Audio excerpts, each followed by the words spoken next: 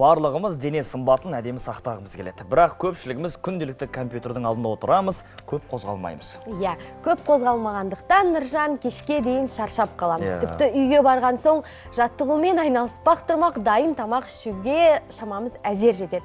Соның салдарынан да семіздікке бой алдырып, өмір сүру белсенділігіміз төмендеп жатады. Дегенмен қандай жағдай болмасын, шығар жол бар. Тек тығырықтан шығудың амалын тауып, әрекет ете білген жөн. Енді шырайлы майдарына кезек берейік, денеміздің сымбатты болуы үшін қандай жаттығулар жасауға кеңес береді екен. Қайырлы таң, құрметті көрермендер, сіздермен бірге әдеттегідей мен Face Fitness тренері Бақыт Али.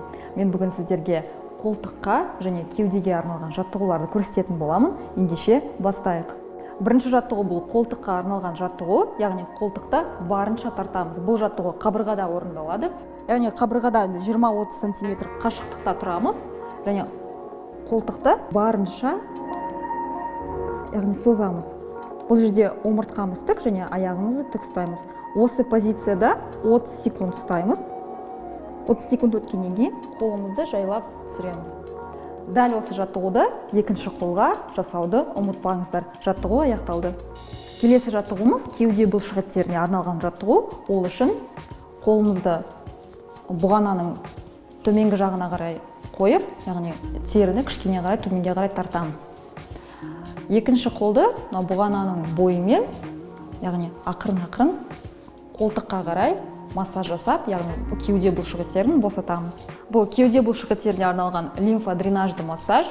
Кеуде бұлшық еттерінің құрысып қалған немесе жабысып қалған аймақтары болса, миофасциалды массаж жасап жібітеміз. Осы массажды барлық кеуде аймағына, яғни оң жағымызда да, сол жағымызға да қайталап жасаймыз. Бұл массаж негізінен 5-6 минут жасалатын массаж.